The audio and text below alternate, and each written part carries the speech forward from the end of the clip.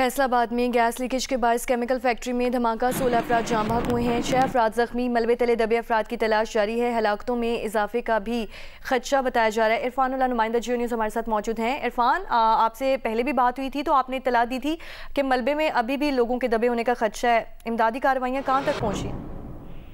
जी, इस सिलसिले में जो 112 की टीमें हैं वो इस वक्त जो मुतासरा फैक्ट्री है उसके मलबे के जो उसको हटाने का काम अब उन्होंने शुरू किया है और उसमें वो उसकी जांच की जा रही है कि अगर कोई वहाँ पे मलबे के नीचे कोई शख्स है तो उसको निकाला जाए। तो इस सिलसिले में जो इमदादी कार्रवाइयाँ हैं वहाँ फैक्ट्री के अंदर इस वक्त जारी हैं और 112 के लोग जो वहाँ काम कर रहे हैं। इसके साथ यहाँ पे एक अपडेट ये है कि अब यहाँ पे जाम भाग होने वालों की तादाद जो है वो 17 हो गई है। अस्पताल में जो तशवीशनाक मरीज यहाँ से पहुंचे थे उनमें से एक मजीद जो मरीज था वो दम तोड़ गया है, जिससे अब इस हादसे में जाम भाग होने वालों की जो कंफर्म तादाद है वो 17 हो गई है, जबकि बाकी जख्मियों को अभी तक तिब्बी इमदाद दी जा रही है। उसके साथ यहाँ पे जो हादसे वाली जगह है वहाँ पे अभी 112 की तरफ से मलबे की तलाश जारी है। जी, बहुत शुक्रिया। इरफान उल्लाह हमारे साथ मौजूद थे, हमें तमाम तर डिटेल से आगाह करे थे। इलाका मकीनों का कहना है कि बार बार शिकायत के बावजूद रिहायशी इलाके में कायम फैक्ट्री के खिलाफ कोई कार्रवाई नहीं की गई थी। अगर शहरियों की दरख्वास्त सुनी जाती तो इतना जानी नुकसान ना होता। रिहायशी इलाकों में ये बिल्कुल नहीं होनी चाहिए। आज से काफ़ी अर्सा पहले हमने कई बार दरख्वास्त भी दी है और कई बार ये इशू उठाया गया, लेकिन ये फैक्ट्री वाले बाअसर होने के बावजूद कामयाब हो जाते हैं। ये बिल्डिंगें भी बन जाएंगी, ये मकान भी बन जाएंगे। मेरा दोस्त है इधर, उसके घर वाले 7 फौत हो चुके हैं, वो नुकसान कौन पूरा करेगा? यहाँ पे 10 साल से हम मिन्नतें कर रहे हैं कि इस फैक्ट्री को हटाया जाए, इस फैक्ट्री को हटाया जाए। किसी ने हमारी नहीं सुनी। घरों के घर बाहर ख़राब हो गए हैं। एक के घर के 3 बच्चे, उनका हस्बैंड दुनिया से रुखसत कर गए हैं। इंतखाबी ज़ाब्ता इखलाक की खिलाफ वर्जी के केस में वज़ीर आला खैबर पख्तूनख्वा इलेक्शन कमीशन में पेश ना हुए। सुहेल आफरीदी की जगह PTI के वकील अली बुखारी पेश हुए हैं। सेक्रेटरी इलेक्शन कमीशन ने PTI के वकील से कहा कि वज़ीर आला ने बयान में वाज़ेह उकसाया, तकरीर से इलेक्शन हुक्काम पर हरासगी और जहनी दबाव का तासुर आया। वज़ीर आला KP ने खिलाफ वर्जी करते हुए रैली में शिरकत की। वकील PTI ने कहा कि नोटिस पढ़े हैं, नोटिस में तहसील हवेलियाँ लिखा है, इलेक्शन हरीपुर में है। Chief election commissioner Sikandar Sultan Raja ने कहा कि नोटिस में वज़ीर आला KP और उम्मीदवार का वाज़ेह जिक्र हुआ है। कमीशन आज उबूरी ऑर्डर्स जारी करेगा, पढ़ लीजिएगा। हमने वज़ीर मुमलिकत बराए दाखिला को इससे भी सख्त नोटिस दिया है। जीजी खान में भी वज़रा को नोटिस दिया है।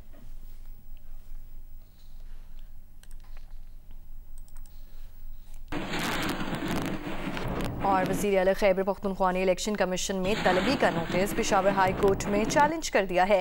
पेशावर हाई कोर्ट में दायर दरख्वास्त में कहा गया है कि बगैर किसी वजह और जवाज़ के इन्हें इलेक्शन कमीशन ने तलब किया है। इलेक्शन कमीशन का वज़ीर आला KP को तलब करना गैर कानूनी है। ये इक़दाम आर्टिकल 9, 10A, 17 और 25 के खिलाफ वर्जी है। सुहेल आफरीदी ने ना किसी के लिए मुहिम चलाई, ना इलेक्शन कमीशन रूल्स की खिलाफ वर्जी की। इलेक्शन कमीशन की जानिब से तलबी का नोटिस गैर कानूनी करार दिया जाए।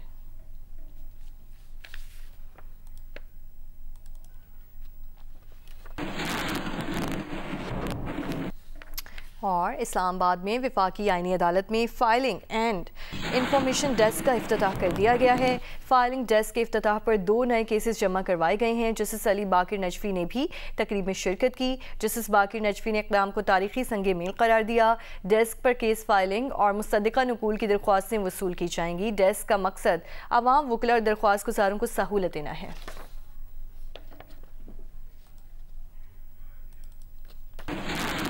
अभी आपको अपडेट करें अहम खबर से। दुबई एयर शो के दौरान भारत का जंगी तैयारा गिरकर तबाह हो चुका है। दुबई एयर शो के दौरान भारत का जंगी तैयारा गिरकर तबाह हो चुका है। दुबई एयर शो 2025 में पाकिस्तान के भी तैयार करदा तैयारे की गैर मामूली पजीराई की गई थी। इस वक्त आपको अहम खबर से आगाह करें कि दुबई एयर शो के दौरान भारत का जंगी तैयारा गिरकर तबाह हो चुका है। एयर शो के दौरान दुबई एयर शो 2025 में इसके दौरान भारत का जंगी तैयारा गिरकर तबाह हो चुका है।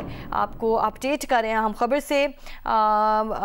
दुबई एयर शो 2025 में पाकिस्तान के तैयार करदा JF-17 थंडर तैयारे की भी गैर मामूली पजीराई की गई। इस वक्त अहम खबर आ रही है, अमेरिकी मीडिया की जानिब से कहा गया है कि दुबई एयर शो के दौरान भारत का जंगी तैयारा गिरकर तबाह हो चुका है। भारतीय तैयारा गिरकर ये तबाह हुआ है। दुबई एयर शो के दौरान भारत का जंगी तैयारा गिरकर तबाह हुआ है। दुबई एयर शो में मुजाहरे के दौरान भारत का जंगी तैयारा गिरकर तबाह हो चुका है। दुबई एयर शो 2025 में मुख्तलिफ ममालिक ने शिरकत की और इस वक्त आपको अपडेट करें आम खबर से कि भारत का जो जंगी तैयारा था अपने एयर शो के दौरान मुजाहरे के दौरान गिरकर तबाह हो गया। अमेरिकी मीडिया की जानिब से ये कहा गया, जबकि पाकिस्तान के तैयार करदा JF-17 थंडर तैयारे की भी गैर मामूली वहाँ पर पजीराई देखने को मिली और मुतादिद ममालिक के तैयारे के हुसूल में भी दिलचस्पी ली गई। आपको बता रहे हैं कि इस वक्त दुबई एयर शो 2025 में भारत का जंगी तैयारा गिरकर तबाह हो चुका है।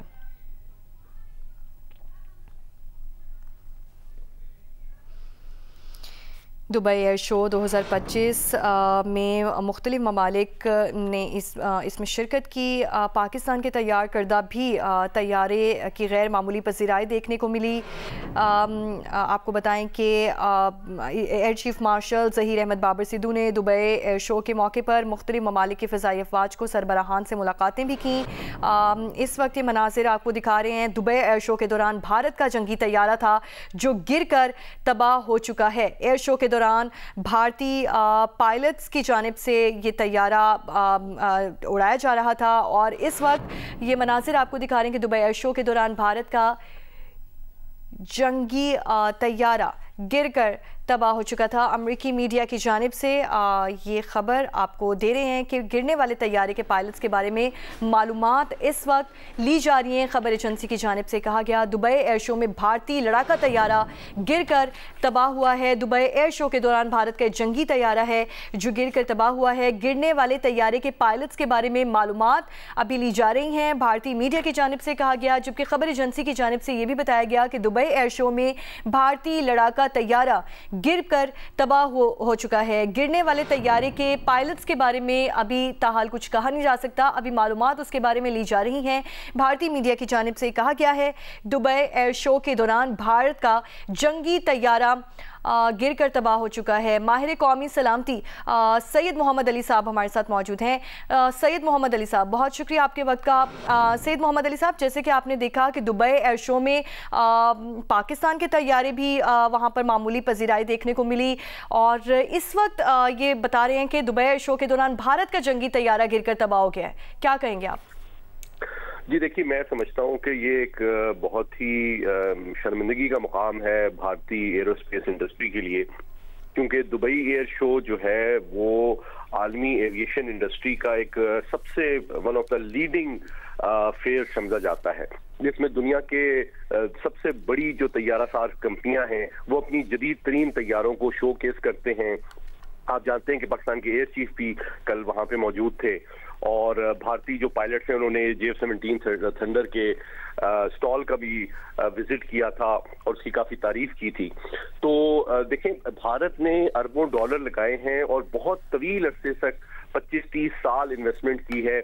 तेजास अपना जो लड़ाका तैयारा है जो कि वो अमेरिका के ताउन से बनाने की कोशिश कर रहे थे कि उसको JF-17 थंडर के टक्कर पे लाया जाए, ये वो तैयारा है जो कि क्रैश हुआ है।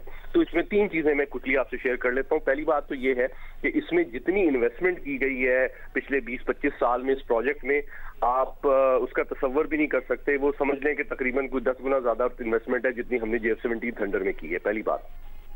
दूसरी बात ये कि JF-17 थंडर से अगर आप कंपेयर करें तो हम ऑलरेडी उसकी 3 एडवांस वर्जन निकाल चुके हैं, ब्लॉक 1, ब्लॉक 2 और ब्लॉक 3, और अल्हम्दुलिल्लाह वो दुनिया की कई जो फजाई कुव्वतें हैं वो खरीद भी चुकी हैं और उनको कामयाबी से उड़ा भी रही हैं। और पाकिस्तान ने अल्हम्दुलिल्लाह बुनियानुल मरसूस में बड़ा जबरदस्त तरीके से S-400 को जो इस्तेमाल किया वो JF-17 थंडर ही के जरिए से किया था।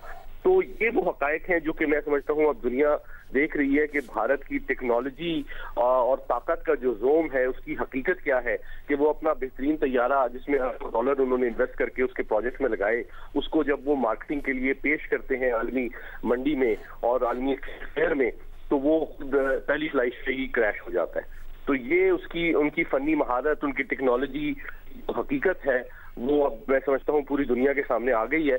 और मैं समझता हूँ इसी वजह से शायद खुद भारतीय फजाइया भी जो है वो दीगर ममालिक से राफेल और कई और तैयारे लेने की कोशिश करती है, क्योंकि अपनी टेक्नोलॉजी और अपनी एरोस्पेस इंडस्ट्री, जिसको हिंदुस्तान एरोस्पेस लिमिटेड कहा जाता है, HAL, उस पर उनका एतमाद नहीं है। उसके मुकाबले में आपने देखा पाकिस्तान ने इंतहाई आलमी दबाव, टेक्नोलॉजी डिनायल, कम रिसोर्सेज और कम वक्त में जिस तरह से 17 थंडर को डेवलप किया, आज वो दुनिया का एक बेहतरीन तैयारा समझा जाता है, और जिसने न सिर्फ अपनी टेक्नोलॉजी और अपनी कैपेबिलिटीज का लोहा मनवाया है हालिया जंग में, बल्कि उसका ये भी सबसे बड़ा सबूत है कि कई दुनिया की फजाई कुव्वतें ऑलरेडी इसको खरीद चुकी हैं और कई और फजाई ताकतें जो हैं वो भी इसको खरीदना चाहती हैं। जबकि तेजस जो है वो खुद भारतीय फजाइया के हाथों में भी कामयाबी और सेफली इस्तेमाल होता हुआ नजर नहीं आ रहा। ये तो दूर की बात है कि बाकी ममालिक को वो क्या बेचेंगे। सैयद मोहम्मद अली साहब, आप हमारे साथ ही मौजूद रहिएगा। हमारे नुमाइंदे सिब्ते आरिफ ने भी हमें ज्वाइन किया है। सिब्ते आरिफ, बताइए, दुबई एयर शो के दौरान भारत का जंगी तैयारा गिरकर तबाह हुआ है, क्या मालूमात मिली हैं आपको? भारतीय मीडिया की जानिब से क्या कहना है? जी, यहाँ पर दुबई एयर शो आपको पता है कि गुज़िश्ता 4 रोज से जारी है, आज 5वां रोज है दुबई एयर शो का, और पहली दफा ऐसा हुआ है कि किसी जहाज को जो है वो हादसा पेश आया है। बड़ा दागदार किया है भारतीय जहाज ने, भारतीय पायलट्स ने, भारतीय शिरकत ने इस दुबई एयर शो को, जो 1900 एयर शो है। 1989 से दुबई में एयर शोज मुतवातिर हो रहे हैं और पहली दफा ऐसा हुआ है कि यह हादसा हुआ है। और गुज़िश्ता दिनों उनके जहाज से रिलेटेड जो है वो काफी मनफी खबरें जो है वो मंजर आम